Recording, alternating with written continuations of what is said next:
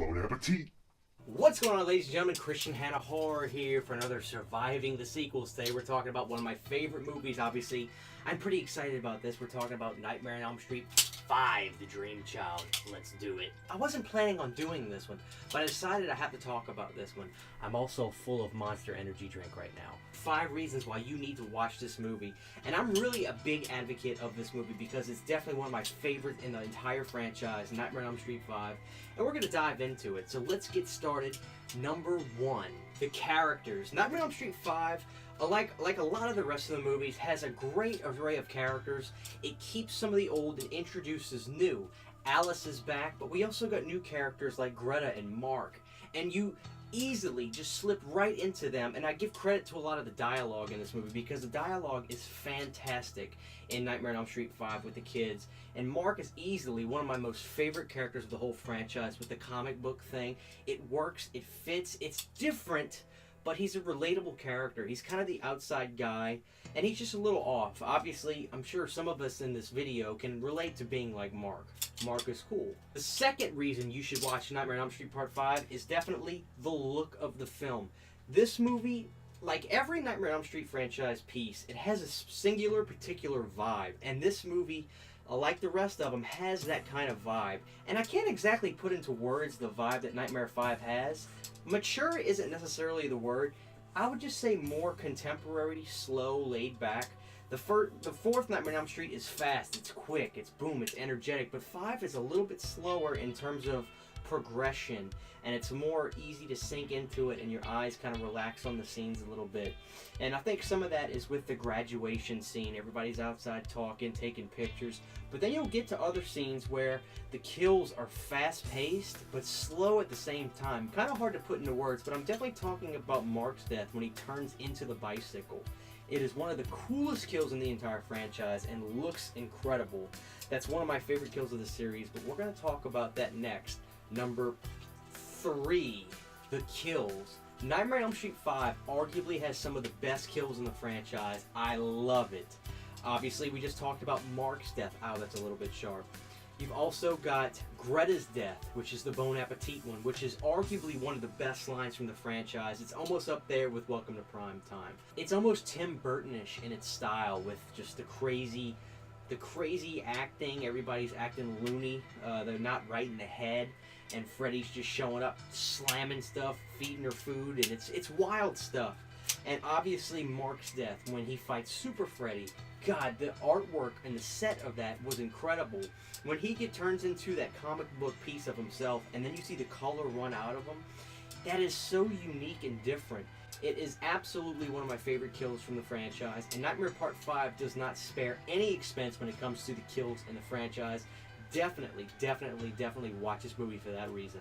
Fourth reason you should watch A Nightmare on Elm Street Part 5 is the special effects. Now, we are in the heartbeat right before CGI. Things are mastered to a certain point.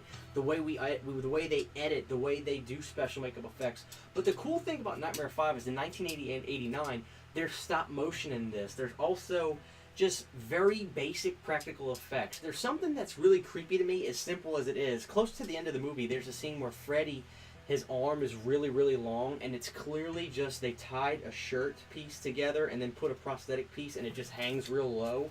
As weird as that is, it creeped me out.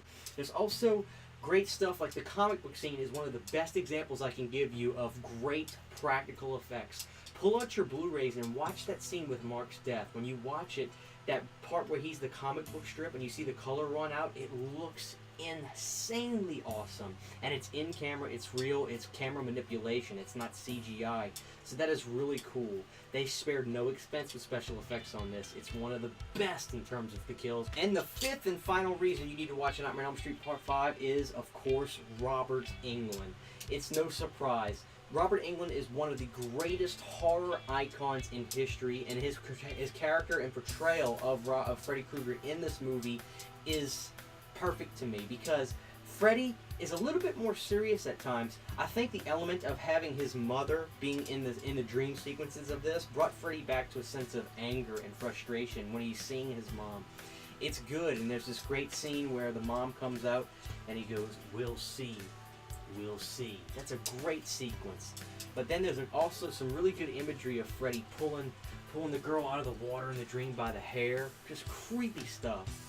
There's a perfect blend in this of serious Freddy and funny Freddy. Almost as good at the level of the way Dream Warriors did it. One of the big things you'll hear people say is, oh, 5 is just kind of where the series starts to take it downhill. 5 is where it kind of starts to go down. And I'm not going to try to change those people's mind, but I do think when people say that, you know, are we watching the same movie? Because with me, Nightmare on Elm Street Part 5 keeps a level of excellence up there. It's a little bit odd, the story about it's a boy, Freddy's supposed to be having this baby. That doesn't quite exactly make a whole lot of sense, but then again, we're talking about a dream demon that kills you in your sleep. But you know, Nightmare on Elm Street Part 5, I think one way to watch this movie and get a more objective opinion of this is this. People like to binge watch these movies, and it's also the same in the sense of how they were coming out. You know, you watch 1, you're in the zone. You watch 2, you're creeped out. You watch 3, you're like, oh my god, this is awesome. 4. And then by the time you get to 5 and you're binge watching, you're almost a little burnt out on the movies. It kind of was the same way back then because 5 came out immediately after 4. I think that was part of the issue with the movie. Take Part 5, hold off to it, and then watch it on its own at a later date. And when you're refreshed, you're ready to watch a Nightmare on Elm Street movie, I think you might see Part 5 in a different light. It's one of my favorites in the entire franchise, and I can't say enough good things about Friday the 13th Part 5. The Dream Child, also the original soundtrack for the movie, is absolutely incredible. So there it is, guys. Nightmare on Elm Street Part 5, The Dream Child. 5 reasons you should watch it. Also, if there's a certain movie you'd like me to do, please drop your comment below. This is Christian Hannah Horror with 5 reasons to watch Nightmare on Elm Street Part 5. Bon appetit.